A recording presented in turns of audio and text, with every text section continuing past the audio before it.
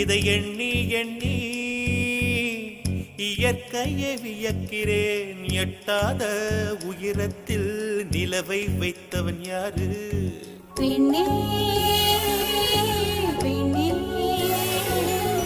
பூங்காற்று அறியாமல் பூவை திறக்க வேண்டும். பூக்கூட அறியாமல் தீமை ருசிக்க வேண்டும். ஆனா உலகை ரசிக்க வேண்டும் நான் உன் போன்ற பெண்ணோடு.